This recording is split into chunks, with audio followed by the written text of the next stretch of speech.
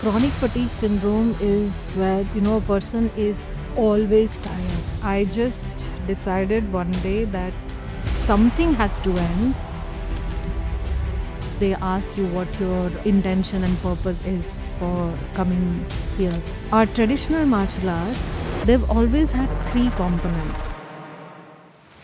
We do not separate meditation and physical practice. Just to remember a simple thing, like even Karlakatai, Meipadam, Silambam, we know that the first teacher was Shiva. Didn't you get bored of your teachers asking you to do the same movement again and again, day after day? Because every day I am seeing what is changing in me.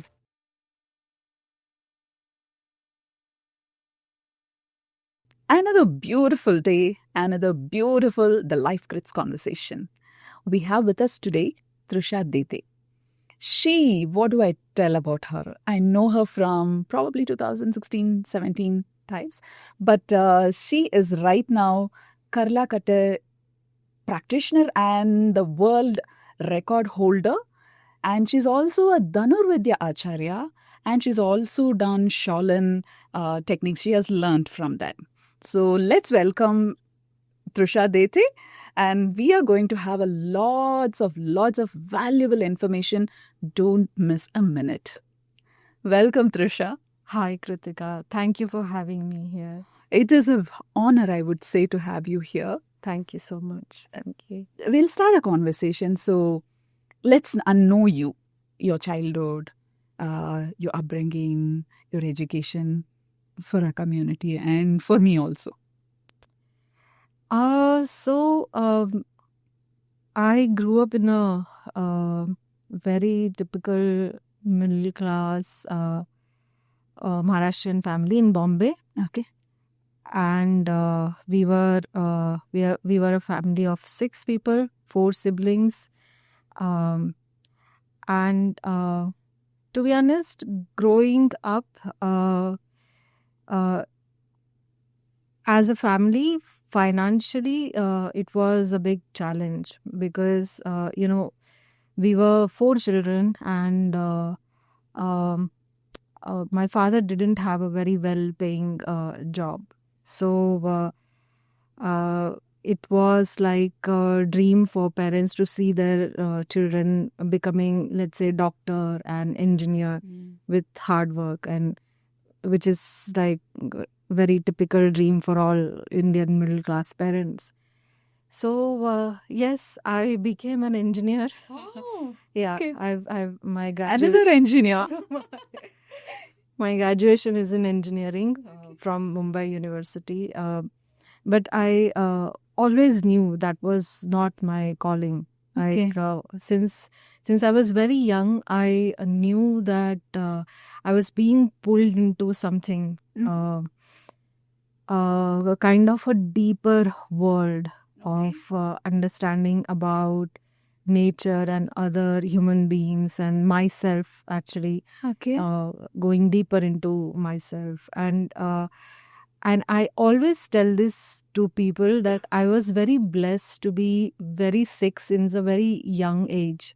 You are sick and you feel that's a blessing. Yeah. Okay. Because I feel, to give you an example, I was diagnosed with migraine at the age of 9. Wow. So that was just one of the things that I was suffering from. So of course, with migraine, later on came depression, anxiety. So since a very young age, I had a series of health issues. So you asked why me even at that age? Yes. Why me? And yeah, like so many questions, right? Why me? And because you see people talking, and especially adults, and then they say that, okay, they got sick because of this or that, or they also talk about karma, they also talk about bad lifestyle habits. But then at the age of 10, I was wondering, what did I do? So but of course, our journey is not just of one lifetime. It's like some thousands and millions and hundreds of lives that we have left behind. So then that was kind of pulling me into learning more about myself Your for body also. body also, and then the relationships with other human beings, because we grow through relationships.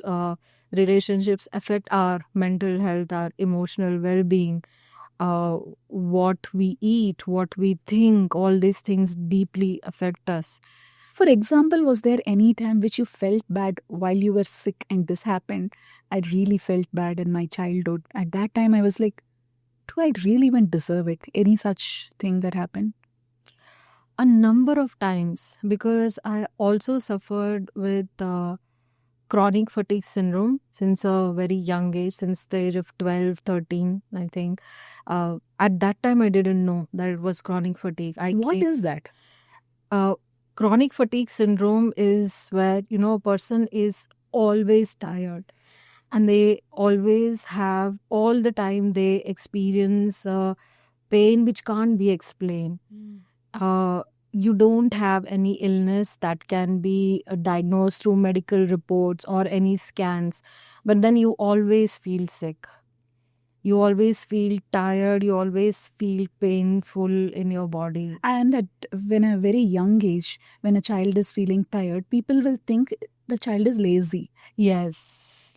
And not just in a young age, even when this happens to adults, people still think that, you're being lazy, or maybe you're just trying to get attention. Huh.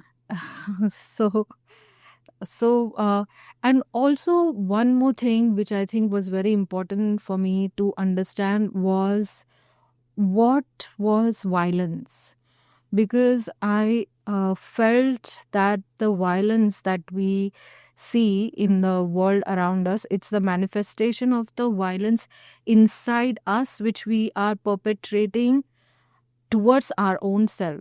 It is pointed towards ourselves, the violence. Can we dissect this and make it simple? So when you're saying violence inside us Against our own self. Okay, what will a 10-year-old child, you're young, will have a violence towards yourself? You feeling that you are not good enough. You feeling simple things like you are giving pain to your parents by not working hard enough. You should work hard. That guilt. Yeah, that guilt. Also the guilt of being sick. You're troubling others. Yes, troubling others. This was the violence that you had inside you. Yes. At that age. Yes. Okay. It's a very, if you see, it's a very, not very compassionate thing to say to yourself, this kind of inner dialogue. How were you treated then for all these things? You had migraine. Yeah. You had this chronic fatigue syndrome. No, as I said, that it was financially, it was very challenging situation. So I was just scraping through with willpower. The migraine you just handled with your willpower. The simple paracetamol, painkillers, Combiflam, things like that. So, yeah, it was just that, like suppressing the symptom so that you can go through the day. So this inquiry kind of kept getting bigger when I lost one of my very best friends at the age of 14. That's too young to lose a friend. Yeah. And seeing what death is. Yeah. At that age, 14, and understanding. Usually at that time, I think we'll expect older people to die. Yes. We think that it comes in descending order. Yeah. 100s will go, 80s will go. Then that's how we are used to. And losing someone at 14 is a huge... Yeah. She was also, I think, a year older than me. And she had been sexually attacked. Yeah. That was the reason for her death. That was the reason she passed away. Oh, okay. Yeah, like she couldn't take that trauma. And from then, the journey just kept getting... And you knowing that impacted you? It did. Did you even understand? No. So when people or adults at home parents were talking that she was sexually attacked and hence... No one told us the truth. Huh. This I came to know after many years. At that time, we were just told a lie. Unfortunately, I have to say this. We were just told a lie that she was possessed by a ghost. Oh, that is really, really very not so nice. Yeah. I don't not finding the word. Yeah. Oh, she was possessed. Yeah. And hence she took her own life. Yeah. Okay. Even now, I'm not able to respond at 14, knowing all these things. At that age, saying your friend passed away because she was possessed by a ghost is like something you can't even process it and digest. Definitely would have left a huge wound in yourself. Yeah, it was. I would say, I mean, especially after, like, when I just finished school and went to junior college, like 11th and 12th, I was in a very different world, very cut off from the regular world. Like, my emotional world was very separate. So in your teenage, when all the other teenagers were talking about good dressing and movies, parties, and you were like, I was in grief, lot of grief. And you didn't know that it was grief also then? I didn't. I just thought that I was, for some unknown reason, I'm just always sick. Oh, okay. So, but still, amidst all these things, you still were able to get into engineering college and finish it. Yeah. That's J to Indian parents. Such aspiration for being an engineering graduate. Somehow that feels like a milestone, no? Yeah. So your basic becomes, you become an engineering graduate, then you can become anyone you want. Exactly. But actually, engineering education is very interesting. It kind of prepares you for anything, I would say. Yeah, you have gone through it for 4 years. You can go through it anything in life. Yeah. Okay. So that's how, with huge baggage and weight, your entire childhood was. Yes. And typical middle class and upbringing. So your food was normal, not a very fancy food. Not at all. So it was a very basic, very thing. And then you completed your college, and then obviously the next is to get a good job, cushy job. Well, I did get a good job. I was in a very big investment bank. So it was like a dream come true kind of a thing for, a middle class. Basically, parents would have been so happy. Yes. And that lasted for a couple of years, because constantly there were voices in my head that, not just voices, but also feelings and emotions, that I'm not supposed to be here. I'm supposed to be somewhere else. Oh, I have so many things to find out and learn about, especially myself. Okay. So, were you spiritually inclined from childhood because of the thing, or religious? Whichever. Not at all. The books influencing you? Not at all. In fact, I grew up in a family, because my father was an atheist. So I grew up in a family where there was no religious or spiritual atmosphere. Okay. So yeah, but then I knew what was calling me was going to take me towards that. Okay. Yeah. Oh, okay. So what happened to this job, and where did the shift happen?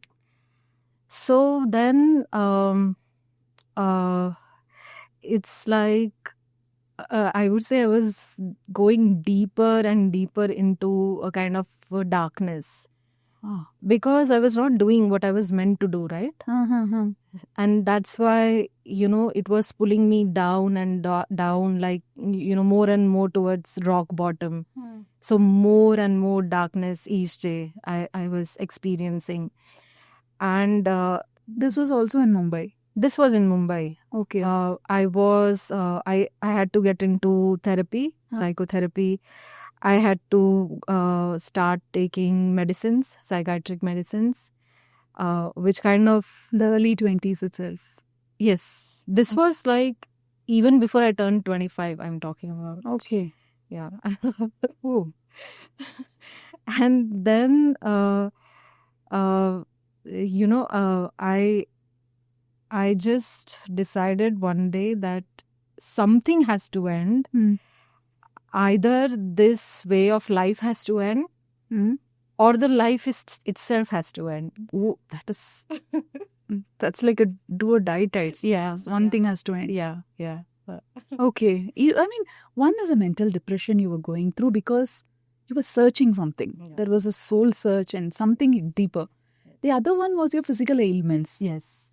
In the 20s. Yes. So you still had all those problems Yes. coming up and a lot of gut issues, frequent infections, you know, like falling sick with fever very frequently, then gut problems. Of course, migraine was there, aches and pains, which were anyways part of chronic fatigue syndrome. So all these things. What were the words that you heard which was not very compassionate? Because not when someone sees you in the college or even at the work, they wouldn't know your story, they wouldn't know your pain. But what are the comments that really pulled you down and like, why am I even amidst these people?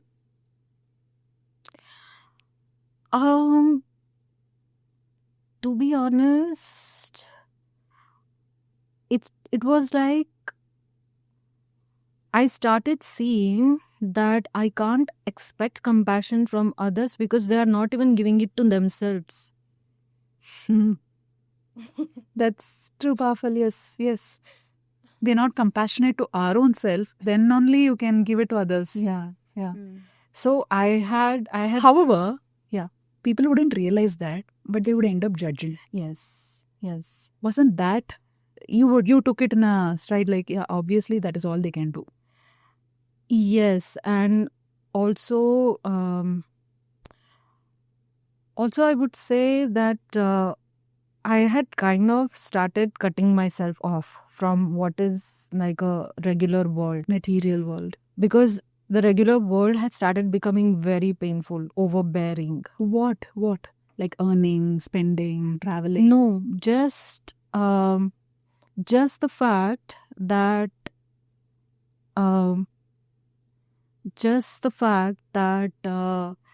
the pain and grief is not being seen and understood by anyone. So that itself was becoming very overbearing. Nobody understands you. Nobody knows what you need and how to help. Yes. There was no one to ask, Trisha, what do you need? Why are you? How do I help? Yeah. There was not a single person. Yes. Because of ignorance, obviously parents couldn't help. Yes. They didn't know. Yes. We can't even tell. Exactly. They didn't even know No. this. Yeah. Okay. And it's like, so lack of understanding. I think nowadays we are becoming more aware that these things are happening to people. But I think a few years back, a decade back, we were still confused. Even now, going to a counseling is not seen very friendly. Though for a different segment, it's so cool. Yeah. I go for a therapy. But still, in a normal household, it is still seen, there is some problem with you. Yes. Yeah. Okay. And then what happened? Then I just decided to leave Bombay, quit the job, leave the city. And was it easy to take the decision? Not at all. And how were you financially managing also, even if you would have planned? Yeah. If I quit, then how am I going to survive? I had some savings. So to be honest, it's like I was jumping into a very dark pit and I didn't know where the bottom was going to be. But it felt as if the other option of continuing it had become, it couldn't have continued. I wouldn't have been able to. At least when I was jumping into something new, at least I didn't know what was going to happen. There was a hope and possibility of things Probably- going better. Yes. Here, anyway, it was all dark. Yes. So that was the only option. I felt that was the only option. That was the only option to take the leap of faith and start learning about what's going on. Okay. Yeah. At 25, when normally people would be dreaming of bigger homes, bigger cars, and getting married, settled. But this reminds, so when health is a problem, everything else subsides. Like, you don't want anything else. You just wanted a good body, good health, healthy body to just feel the breeze also. Yes. When your body is fine, when your health is in prime condition, then you can aim for anything, you can chase anything, you can run for all these things. This is one lesson, no? Exactly. This is, I mean, there is like a proverb that says that you can't serve from an empty cup. So if you want to engage in relationships, fulfilling relationships where you have to give, but if you yourself are feeling so dark and empty, how are you going to relate with the world? Forget about relating. You are not able to even relate to yourself. You are not able to survive the basic. Yeah. And then comes, because first save yourself before saving others. That itself was in question. Yeah. Okay. What was your step? I am like really curious, because from a Mumbai fast-paced lifestyle, and you were ready to take a plunge. But what? Where to jump? I decided to learn first about mental health, and I thought maybe understanding about mind and meditation would be a first good step. So I started learning yoga, and then when I went to Himachal, I also lived in a Tibetan Buddhist nunnery, and I was studying Buddhism. I was learning about meditation. Why Himachal? From Mumbai to Himachal? Because I particularly wanted to stay like in an educational space where I could learn and practice. Okay. And I wanted this place to be as devoid of distraction as possible. So this was a Tibetan Buddhist nunnery where there were only a very small group of women living, eating the same food every day, doing nothing but studying and meditation. Yeah. But how did you find such place? So I was in touch with such group of people who were on this kind of a journey. Okay. So one of the friends, she ended up mentioning, that she ended up visiting this place and she stayed there for some time and it really helped her. So I thought, okay, let's see. Is it like anybody can go to such places and start learning? Yes. Really? Yes. So anybody wants to have a break and just get connected back to nature or to know themselves. So is it accessible and affordable to go to such places, take a break? It is very affordable. Okay. But of course, they ask you what your intention and purpose is for coming here. And most of the women who end up going there, their intention is to learn, to meditate, to learn about themselves, to study Buddhism. So, yes, but I think especially nowadays, I think we probably have more of such places. I think so. Yeah. I'm not sure, but I think so. There are smaller Tibets, I think, or smaller places to find yourself or to get grounded. In cities, there are beautiful places. But then at that time, moving away from the normal materialistic life, how did your family take that and did they support you? Not at all. That was a fight. Yes, it was. No, they did not support. They they didn't know what to do, but at the same time, they didn't even have answers for my questions. Because I was like, see, you don't know what to do with my questions. You have no solution for my condition, what's going on with me. So someone has to find. So I have to go and find. You had the confidence. That's what. Anyway, this was that. So you thought that will help you to heal internally and externally. Yes. I mean, I wasn't sure. To be honest, I still didn't know what was I doing. But I was like, I have to start somewhere. And maybe this is the first place. Let's see, go here and see what happens. At least you took that first step of Yes. moving away from the normal life. Okay. Did that help? Definitely, that helped. That kind of, I would say I did that in 2014. And that was when all the learning kind of started. Like, I would say my learning picked up an exponential speed. So, it's like Learning about yourself or learning about myself, and then eventually journeying into martial arts. Oh, Yes. So the seed today, what Karlakate world record holder, the seed was at that. Yes. Okay. I remember when I was there in the nunnery, it's like there was one prayer I made, and that was probably the most honest prayer I have ever made. I mean, it really came from the depth of my heart. And that was like, I said, sitting in front of the statue of Buddha, I said that either give me knowledge or give me death. Oh. And trust me, prayers work. I found out. And he gave you knowledge. Yes. And how did you decide? Because you were physically weak all the while. Yes. But then martial arts was a huge dream. Yes.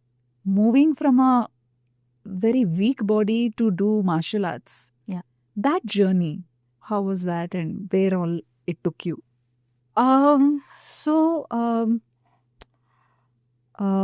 As my learning started with one of my teachers who was into both primarily into yoga, Okay. and then after that in some martial arts forms.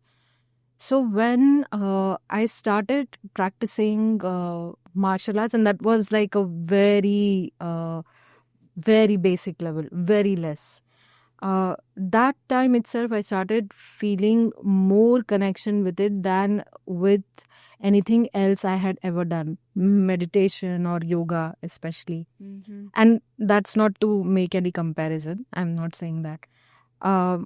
But it's like martial arts, what it did was it helped me to find the answer for the most pressing question I had, which was to understand the violence within myself, and then to see how it is manifesting outside as a violence, if in any form people are doing against me. Whether it's, sometimes people end up hurting you emotionally. Sometimes, in some cases, I have been hurt by other people physically also. So in that way, how the violence inside is manifesting outside, and what are the reasons of the violence inside. So martial arts kind of pushed me into this inquiry deeper. And that's why I tell people, that, you can't understand being non-violent without understanding violence. They are it's the same coin, two sides of the same coin. So, my guru, Shifu Kanishka, he also says that when you know about violence and when you choose not to do it, that's actually when you're really a non-violent person. But when you don't know anything about violence and then you're not doing it, because that's the only option you have. This my father used to say, in a very, very simplified thing, alcohol addiction. If you don't drink and if you come from that family and all these things, that is, then you're not drinking, it's not a big deal. You've come, you've tasted it, you know what is the high of and the fun of it, everything, and then saying no to it. That is what is the thing. It was in a conversation he used to say, it's very easy to say people don't drink. You drink and leave. That is what is the biggest willpower challenge. Yes, it's a very similar thing. Yeah. You don't know what is violence, and you are making it so subtle. You're saying your own guilt can be manifested by somebody Yes. giving you pain Yes. in a different way. Yes, because you are also giving yourself pain. Like, for example, when I was growing up, I always thought that, I was not good enough to receive good things. Whether it's good emotions from people, whether it's like good things, objects from people. I always felt I was never good enough. And so obviously you didn't receive them too. Exactly. That's not a very kind thing to say to yourself. When you said martial arts, is that karate? Because usually martial arts today, in a normal scenario, it's karate is the martial arts. So was that where you started to? No. So martial arts, karate is a Japanese martial arts form. Okay. We have our own Indian traditional martial arts like Kalaripayat, which is from Kerala, Silambam from Tamil Nadu. But then in Himachal, when you were doing, that is when you first connect with the martial arts. It was a form of Kalaripayat. Oh, in Himachal. Yeah. Beautiful. Yeah. Okay. It was a form of Kalaripayat. Oh, that's interesting. Okay. So that is where your entire journey towards martial arts started. Till then, were you doing something for your fitness like jogging, running? Today, all the youngsters from 18, 20, they are very bothered about their fitness and they do gym, they do workout or yoga or something. So, was there anything that you physically did for your health during your I was practicing yoga. Nothing till to be honest, nothing till I quit my job. Oh, till then you were not physically active. You were battling your own physical problems, but then no physical workout or no, not even yoga. No. Nobody recommended because usually people give advice, no? No, because when you are young, somehow people don't think that you need it. Okay. You also, and when, at that time I was in a corporate job where I had to work for like 12 hours, 14 hours. Most of your day. Yeah. So there was hardly any time for that. Yeah. And it's only after I quit my job and, out of wanting to get better, I started practicing yoga. And that really helped. Okay. Yoga was like the first step into self-inquiry for me. Yes. Which is why I don't compare yoga and martial arts. Yoga is more internally for your mind and your thing. Yes. But today we have started calling yoga for body also, different shapes and postures. Yes. For some people it works, some people there's no comment on it. Whatever suits them, they're doing it. End of the day, they need to be healthy. Okay, what made you healthy, Trisha? What helped you fight all your physical ailments and find you, the stronger you? Two things, I would say. First thing was very difficult to do. And that first thing has kind of continued till today. And which was to brutally get over my own nonsense and also any nonsense projected towards me. So, for example, self-pity, I feel it's not productive. But this constant, being into this constant circle of why me, poor me. When you are grateful, when you have gratitude, you'll see that you still have a lot. Yes. I have both my eyes are working. Exactly. I have all 4 limbs. All the systems are working, digestion, everything, brain is working. So that is my own nonsense. And that is the first step we at least We in don't even realize that. we don't even call it that, and that's why we take like lifetimes to get over it. Yeah, but we breathe. That is a miracle. Yes. But how many times do we real? We just take it for granted and we start looking, when do I buy my next BMW? That is what we're chasing, and we feel sad that we're not able to buy a BMW, but you're not even grateful that your hands are moving based on your control. It doesn't move on automatically. No? People who have gone through that difficulty only will understand that. Yes. Even, being able to breathe.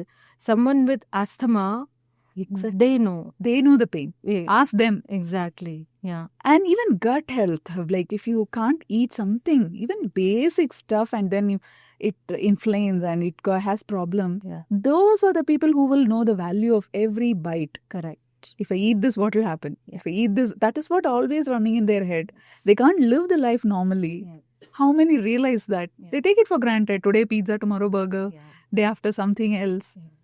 Yeah. Okay. So that is our, and when I'm talking about a person who comes from a typical middle class background, we still have a lot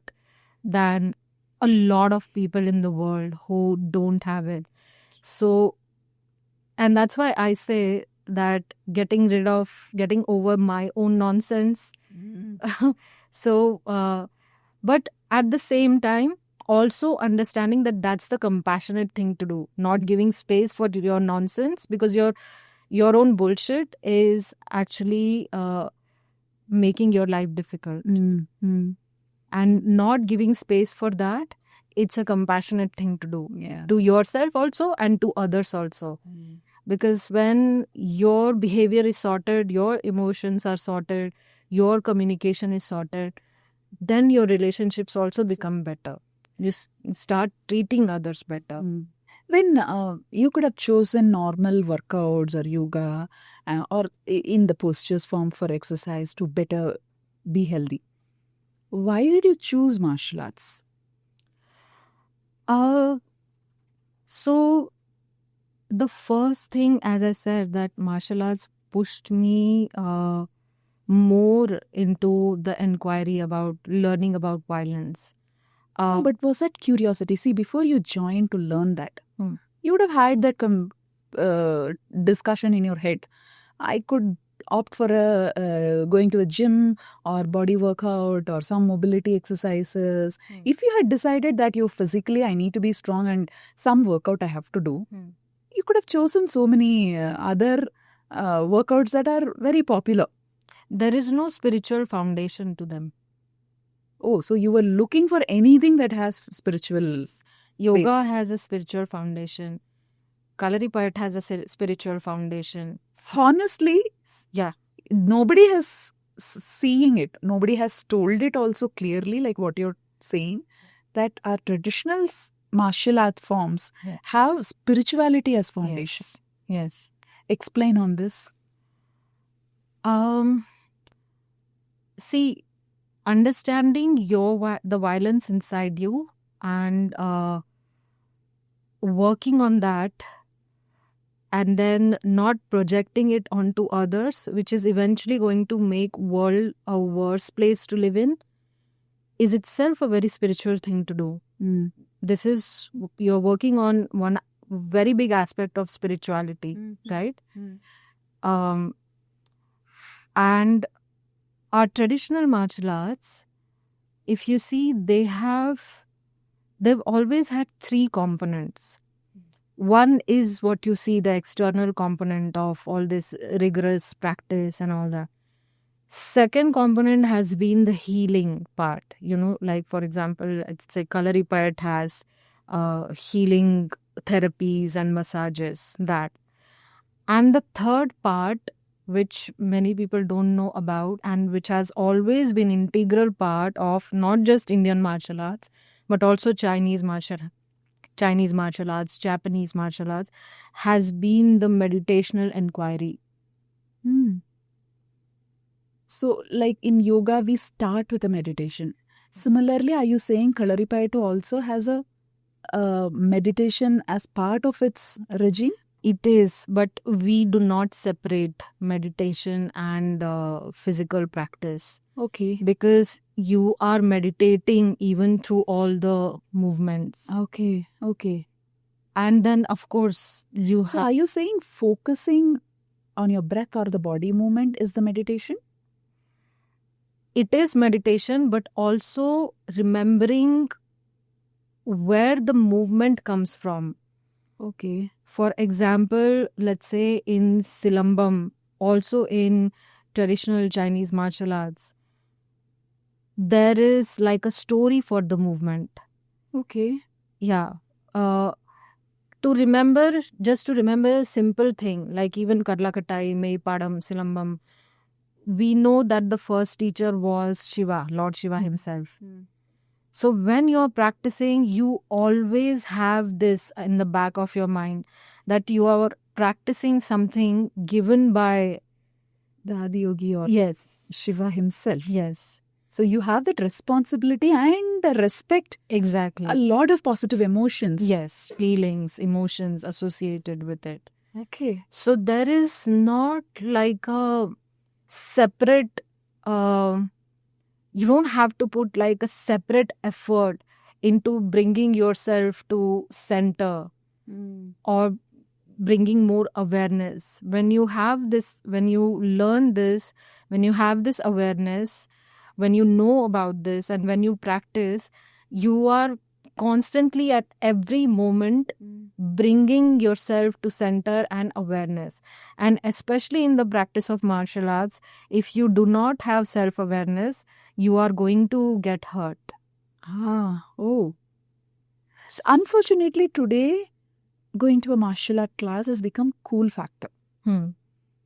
It is like, I don't gym, I go for a martial arts, and they do it for 3 months, 4 months. I know it is not a 3-month, 4-month thing. It is a year-long practices. And then they go back. I'm sure we'll discuss about how people go completely enthusiastic and buy all varieties of Silambam, Karlakatais, and just keep it. But then do you practice? Then because they joined it for the cool factor of it, and they got bored of the regular exercise. But here, it is not a cool factor at all, right? No. It's too much of hard work. It is too much of hard work, and it is drilling the same thing. So Again and again. Again and again. Don't you get bored? No. See, for you, even when you were there at 25 doing all these things, and when you entered into a thing, didn't you get bored of your teachers asking you to do the same movement again and again, day after day? Because every day I'm seeing what is changing in me. You had that awareness, which you are connecting, say. No, that is like even a more subtle thing. For example, when I started practicing Meipadam, at that time I was struggling with overcoming the symptoms of multiple sclerosis. So when I started practicing Meipadam every day almost for 2 hours, and I did it for within 4 to 5 months, I started feeling that my symptoms were getting reversed without even a single medication, which no one, unfortunately, no allopathic doctors and a lot of other kind of therapists could get you to that stage. Could get me to that stage. Do they even believe that you were able to overcome without medication? No. They were doubting. Maybe it's a placebo, or maybe you didn't even have that symptoms. I didn't even have it, or maybe it's a combination of diet has to be there. Maybe because you made diet changes, so that has happened. Or even statements like, oh, because you started exercising, that always helps. But it is not, it wasn't if just that any is the case, exercise. If it is just a normal exercise, so many people would be exercising, and they should have overcome multiple sclerosis. Can you explain what happens in that? Multiple sclerosis is an autoimmune neurodegenerative disease. So what happens is that your own immune system starts attacking your nervous system. And in your day-to-day life, what are the problems? You'll start to like there will be a lot of issues with balance, coordination, because it's your nervous system which controls everything, your movements and all the functions in the body, that is degenerating, right? So first thing that happens is balance, coordination goes, brain fog comes. Your brain just starts processing everything slower. Oh. Then your brain kind of loses interpreting pain signals. So you become more sensitive to pain.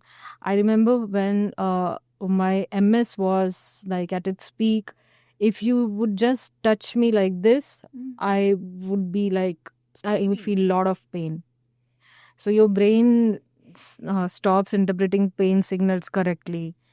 As I said, brain fog, of course, a lot of fatigue, digestion problems, because it's the brain that controls all the systems in the body.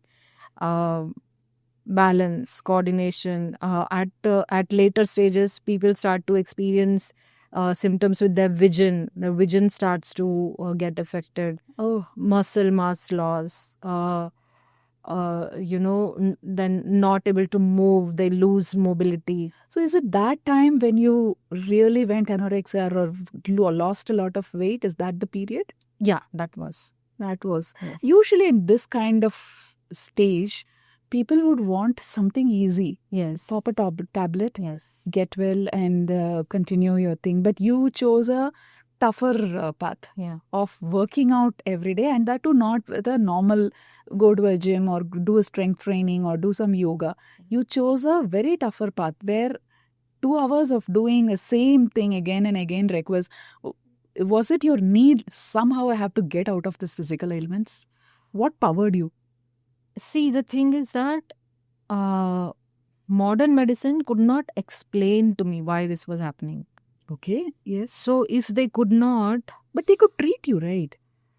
Yes, but it would have been... The symptoms keep getting worse. It's like... see, what happens that you get some temporary relief from symptoms every now and then. Yeah.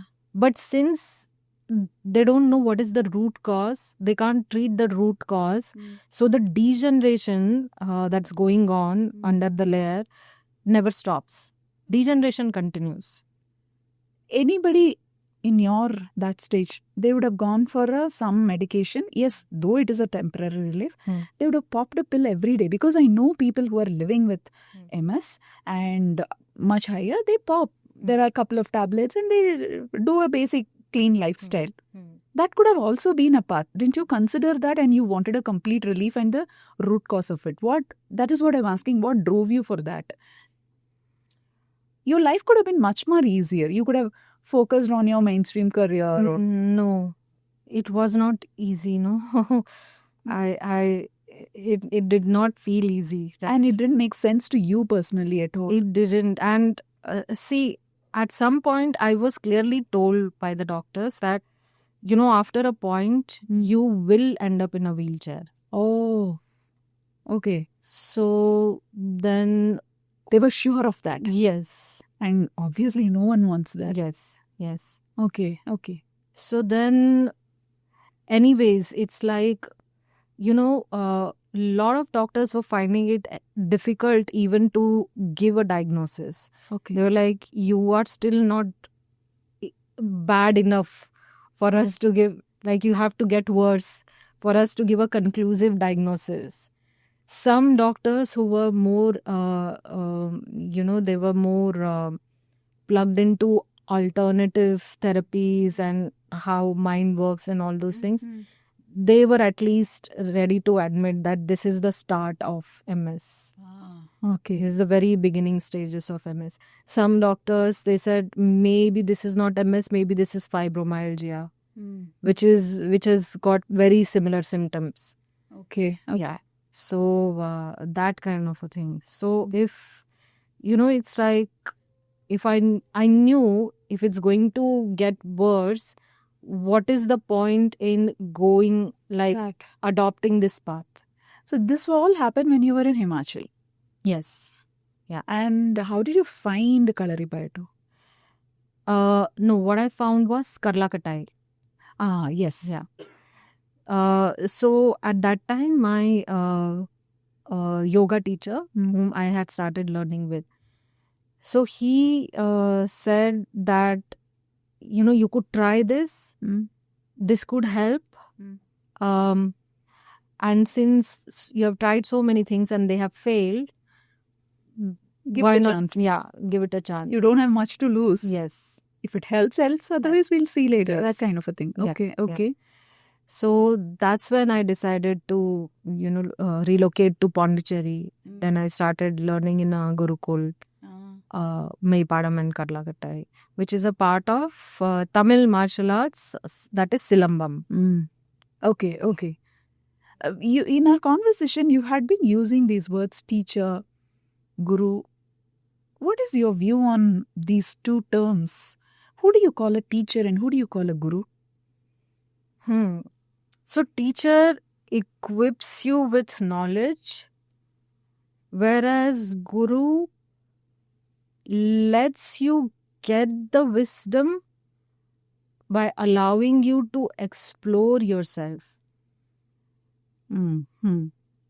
For me, from my understanding of guru, is the one who allows you to have your own journey while also showing you the path at the same time. Even if you stray a little, they'll still, with compassion or with a strict way, they'll bring you back and ask you to explore.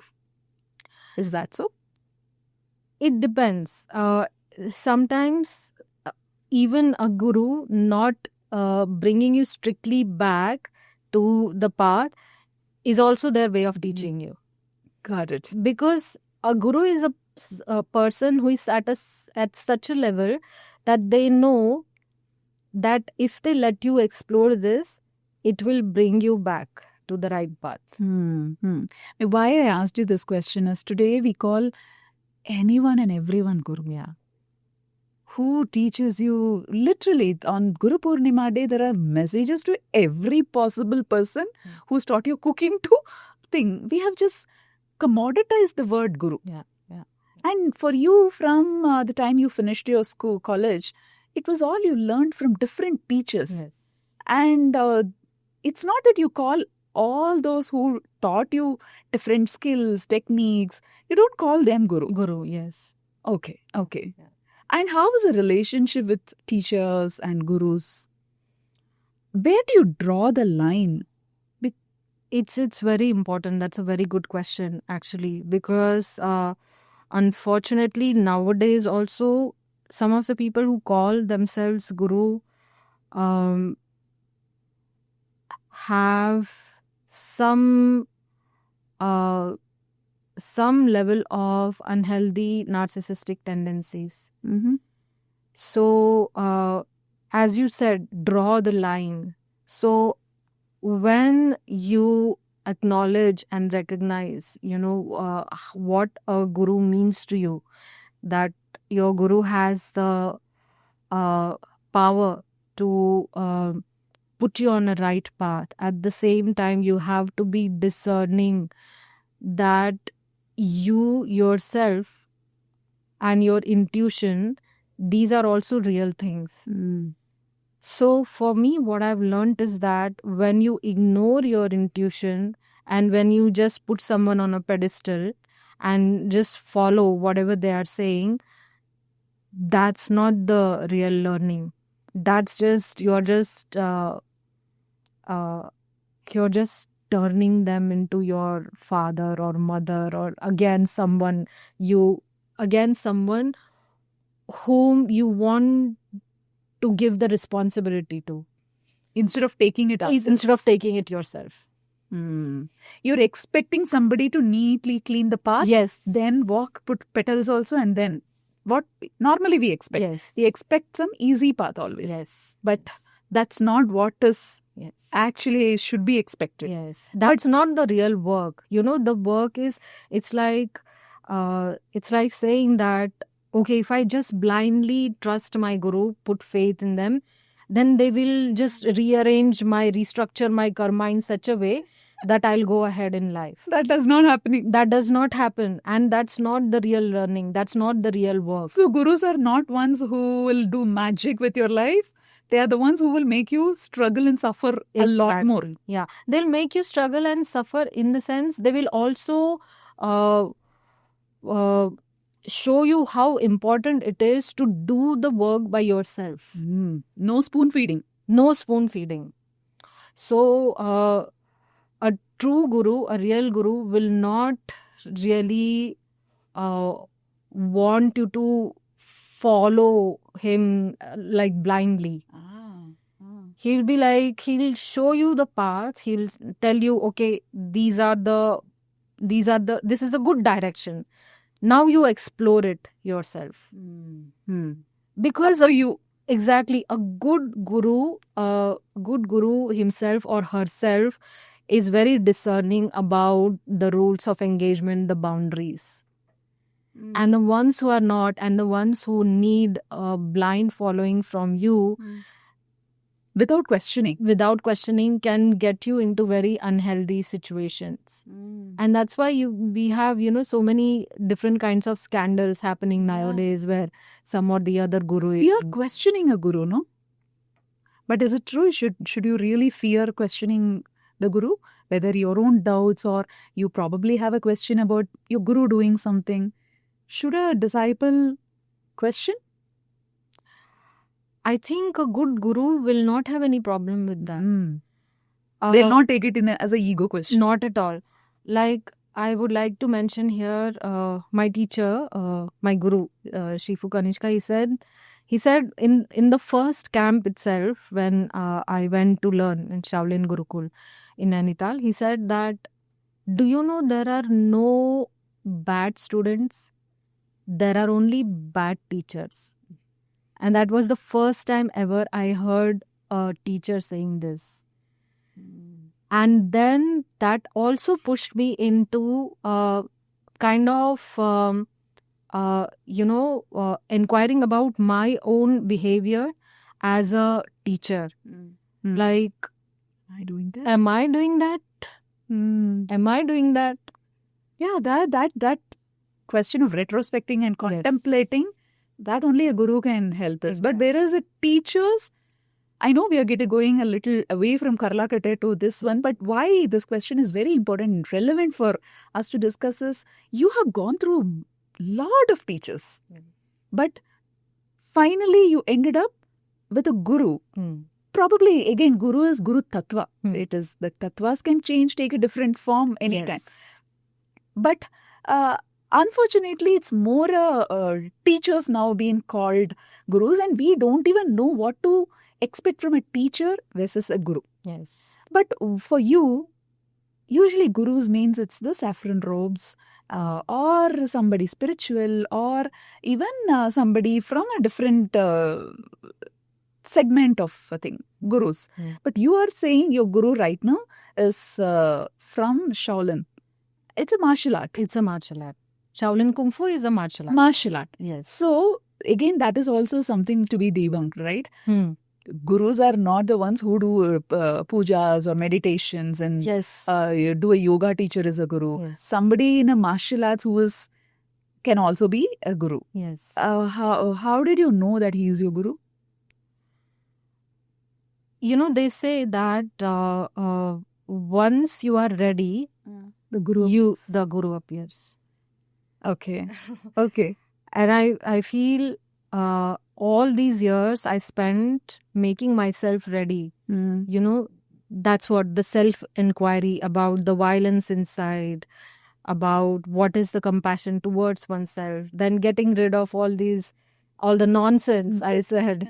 So all that work had to be done for a healthy guru to appear in life. And though he's from the field of martial arts, it's an overall development that you get. See, a guru is someone who'll take you towards wisdom to understand more about yourself, because there is nothing really outside of us that you need to inquire and understand about, because everything is just you in a bigger form. So the universe is you in a huge, massive form. So basically, what you have to do is you have to understand yourself, your everyday behavior, how you are brushing your teeth, how you are eating, how you are sleeping, how you are talking to others. You know, what questions do you accept from others? What answers do you give? What is your language of love and compassion? All these things you have to understand about yourself. How do you learn? When do you fail to learn? When do you succeed into learning? How do you teach? Where are you failing as a teacher? So any person who brings you closer and closer towards this kind of inquiry is a guru. And your guru can be someone who, let's say, who's teaching you astrology, can be your guru. It need not be someone who's teaching you yoga. It can be someone who's teaching you Kalaripayat. It can be someone who's teaching you Silambam. It can be someone who's teaching you Kung Fu. So that's who the guru is. And their field does not really Matter. at all. Yes. They If might someone be a is scientist doctor- too. Exactly.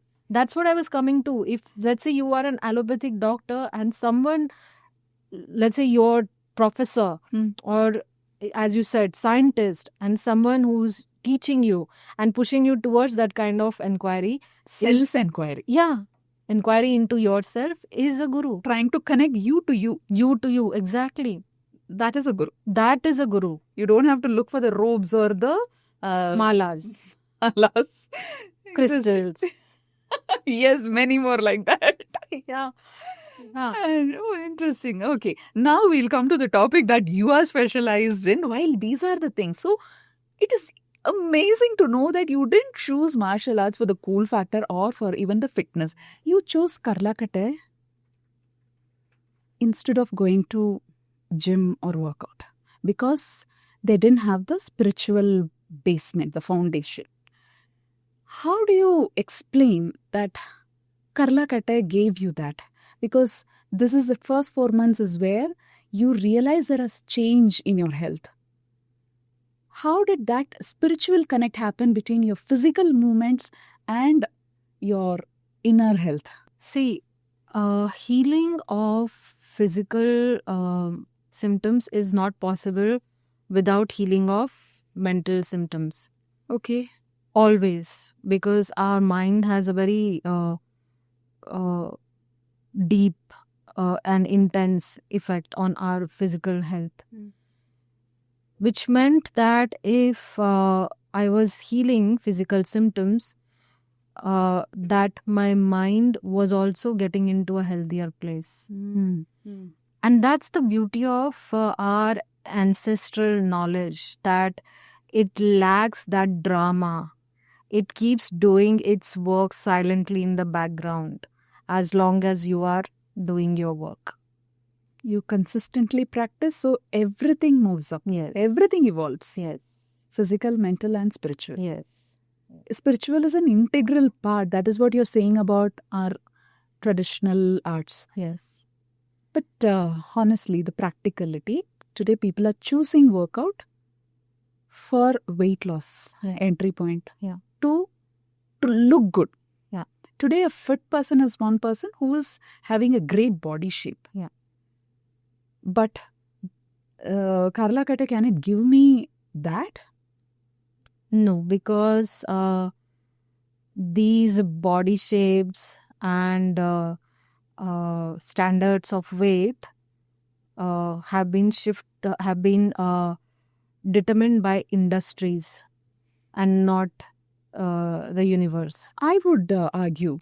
See, if you see a deity's picture, Mahalakshmi, Saraswati, they are not fat. They are in amazing shape, right? So that itself, forget about the industry. From childhood, when I see Mahalakshmi, she's like one fit lady, man. But those pictures are also, we have drawn them, right? We want to see the God in the most ideal and beautiful form, which there is nothing wrong about it. But did God give you some pose? directions that, like 24, 28, whatever. Yeah, 36, 20, I don't Yeah. know, 36, Yes. 32. Include I think washboard we abs. both don't belong to that. Yeah. So it's okay. Yeah. So include six packs and washboard abs and things like that. So are you saying probably Varahi Devi, Yeah. who's she's the chief of Var. Hmm. She may not be like that six-pack body or the fit. She might be a bulky woman too, possibly. Yes, of course. Who's very strong Yes. and can smash anyone. Yes. And Mahalakshmi can also be a well-rounded, beautiful, like our ajis, our grandmothers, and Yes. See, our at least I'm talking about Indian body type. The women, most women in this country, or at least from, if I have to see, southern part of India, we have big hip bones. yeah. So when your bone itself is big, how will you ever get into? We're trying. We're fighting every day. We just do everything to make it short. Exactly. So you have rejected yourself. Yeah. You have rejected your natural body shape, which is a big hip bone size. Yeah. And behind that, you're neither able to keep fit because you're just in this mental Fight. kind of Yes. fight all Because the time. I have an inspiration and an aspiration to be someone Yeah. who is like that, Yeah. a hourglass figure and sharp chin and jaw and all these things. I need to look sharp, and that's what is fitness. Whichever ways, like you said. That is again for the consumption of the human eyes, right? We want to consume the form with our eyes also. So keep presenting to me all the time forms and shapes which please my eyes. But then also you have to understand that these standards have also we have been conditioned through constant messaging that this is what is beautiful. Constantly through media, through all different kinds of media. This is beautiful. This is beautiful. This is beautiful. Okay. Another argument. People from military who practice, who train, they are having these washboard ads and great specs and all these things. So that is also a great Not aspect. all of them.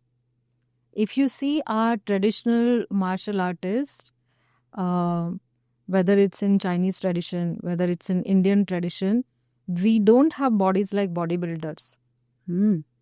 None of my teachers have had bodies like bodybuilders because the purpose of practice and fitness is the longevity. So if you see a Tai Chi master or if you see a Silambam master, I know my master's master crossed 100. You'll see Tai Chi masters live a very long life. Whereas if you see the modern fitness, because Kritika, I also have a qualification in modern fitness, like gym fitness. Okay. Yes. I had to study it because so that I could answer these questions. Modern fitness sees from year 20 to 40 is your best time and what you can do to look best. So you have the best chance to earning money. You have the best chance to getting a mate and, things like that. So 20 to 40, after that, Forget it. whatever. Why are you No even one is living? going to look at you. If you see modern world, that's how people live from one stage to the next. It's like saying things like, once I get the job, my life is over. Once I get married, my life is over. Once I have kids, my life is over. Once I turn 40, my life is over. Once I get grandkids, my life is over. Life is getting over. And that's what life also understands, that, yeah, I have to get over, right? So that's why we get sick. We are going from one stage of life getting over to next stage of some more of life getting over and then some more of life getting over. Right. See, this is very, very, very profound statement for me. Like when you said, traditionally all these fitness were for longevity. Yes. And to live that long life Healthily, in a healthy See, way. today we have technology, we have medicine grown to amazing heights that we can still live longer. Yeah. But without popping pills and without, having a bad day, Yes. that's a question. That's a question. But you're saying that our traditional martial arts, are for both purpose. One, Both. you be strong and then you live long, and you live long every day full Yes. of life. Like it's Full kind of of life. Yeah. My my Karlakatai master, he used to say that if till the last day of your life, you can go to toilet in Indian squatting position, Mm. you have done well for your fitness. Mm. And how many are reaching? Today, even 10-12-year-old is not able to squat Yes. in Indian toilets. Yeah. They need, because the Western Yeah. toilets have really changed the way we even use our body for excretion. Yes. Squatting is linked to longevity. In all traditional systems, squatting is linked to longevity. So there was, this statement was not something dramatic. This statement had a meaning. That Indian squatting system is if you are able to go to toilet till the last day of your life in Indian squatting position, you have done well for your fitness. But we can't blame the children. There are no apartments with an Indian toilet. We are forced to do the Western system. Exactly. And hence, probably we need to come back to fitness and mobility and all these things. Okay, now Karlakatai and all these things, Silambam, all these things were warfares. Hmm. These were all the soldiers practiced. Hmm. Why should I practice? They were not only practiced by soldiers. They were practiced by athletes. They were practiced by classical dancers, musicians. In fact, if you see, there are Karlakatai shapes that are Karlakatais that are shaped like percussion instruments, which are used in temple festivals. Because these instruments are so heavy, they need like two people to carry. And to have the fitness to carry these instruments, we also have Karlakatais shaped like them. Wow. So this was practiced by farmers, and what itself meant by warfare. So when we believe that when this art was given to us, it was given to human beings so that they have the mindset and they have the physical ability, they have the spiritual ability, they have the emotional ability to face any kind of conflict which is not different from a war. You know, it's not everyone has to go into a war field every day. Like, let's say if you have mental health issues, that itself is a war for you. Okay. You need to win that. Right. See, however, at 10,000 steps every day, today in a digital world, basically will keep me healthy and probably few yoga poses. And then I'm in the desk 8 to 9 hours a day. And then the decent food and other thing will keep me healthy and do that. So why should I go for such tough practices? Firstly, they're not tough. Remember, I told you that my oldest student is 69 now. One of my student is 79. So, in fact, contrary to modern fitness, which sees less number of people as people start to age into that kind of routine, in our traditional fitness, people keep practicing till they turn 90, 100 and go beyond that. Because that's how it was designed. It was designed to last any yuga and any human being, irrespective of their age, profession, and other conditions. It was meant to be useful for everyone. So are you saying that this was practiced even by homemakers and Yes. women those days? Yes. Because today, Karlakatai is, when you Google, it is more like an art form for men. Yes. And you specifically, you chose that. I'm just driving it there. So as a woman, you chose all the Indian, South Indian, specifically you're specializing more on the South Indian martial arts. How was it? Were you the only girl student in the class? How was it for you? See, the first thing is that I think it could be, this is what I think, that this could be possible because of colonization, that we have forgotten that our goddesses have always held weapons in hands, Yes. and the weapons are heavy, Yes. Yes. right? So all the teachers, in fact, female teachers, they practiced these things.